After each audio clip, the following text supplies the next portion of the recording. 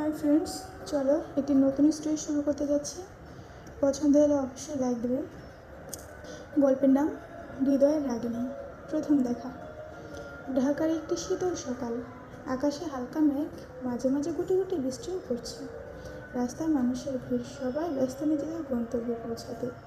কিন্তু সেই ভিড়ের মাঝে একটি মেয়ে ছিল, যার চোখে ছিল স্বপ্ন আর অনেক বেশি দায়িত্ব। নীতি, যে ছোটবেলাতেই বাবাকে হারিয়েছে, অসুস্থ মা আর ছোট্ট বোনকে নিয়ে তার ছোট্ট সংসার পরিবার। সকালে কলেজে পড়াশোনা করে আর বিকেলে ক্যাফেতে কাজ করে। জীবন তাকে খুব বেশি সুখ দেয়নি।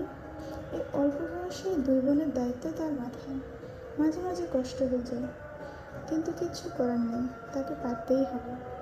এইসবের পরেও সে হাসি মুখে থাকে আর জীবনকে ভালোবাসে। অন্যদিকে শহরের অন্যতম ধনী ব্যবসায়ী পরিবারের একমাত্র ছেলে আরিয়ান রহমান। টাকা, ক্ষমতা, বিলাসিতা কোনো কিছুরই অভাব নেই তার জীবনে। তবুও সে সুখী নয়, কারণ সে জানে তার চারপাশের বেশিরভাগ মানুষই তাকে নয়, বরং তার টাকাকে ভালোবাসে। সুযোগ পেলেই তারা তার পিঠে ছুরি বসাতে একটুও পিছুপা হবে না। সে তার জীবনে একটু শান্তি আর বিশ্বাসের জায়গা চায়। চলুন দেখা যাক তার নীতি আর আরিয়ান রহমানকে ভাগ্য কীভাবে মেলায়। আজ নীতি নতুন একটি টিউশনি পেয়েছে, যে কারণে নীতির ক্যাফেতে যেতে একটু দেরি হয়ে গেছে। নীতি তাড়াহুড়ো করে রাস্তা পার হচ্ছিল। ঠিক তখনই একটি বিলাসবহুল গাড়ি দ্রুত এসে নীতির সামনে পড়ল। অল্পের জন্য নীতি অ্যাক্সিডেন্ট হতে হতে বেঁচে গেল।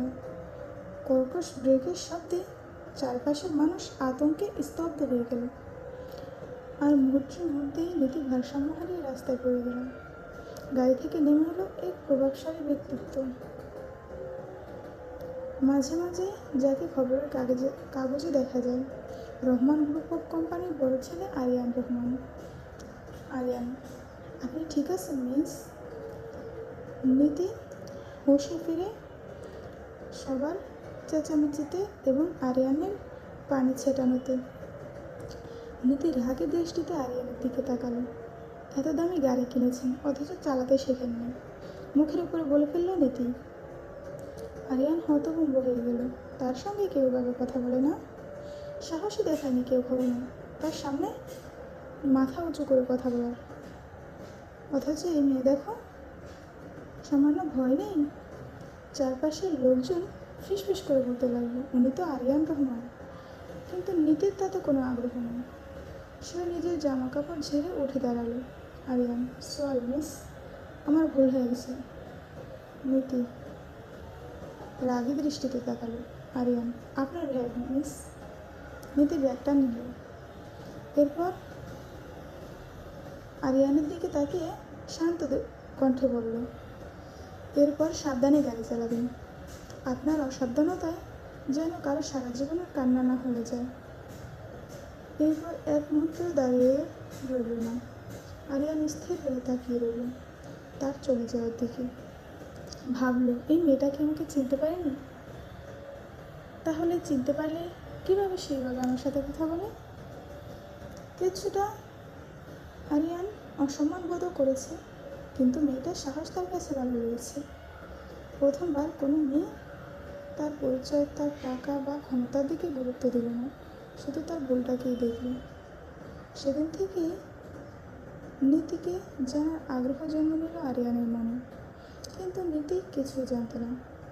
সে জানত না আজ যার সঙ্গে ঝগড়া হলো, সেই মানুষটি একদিন তার জীবনের সবচেয়ে গুরুত্বপূর্ণ মানুষ হয়ে উঠবে। নীতি যথারীতি ক্যাফেতে কাজ করছিল। তার জীবনধারায় কোনো পরিবর্তন আসেনি।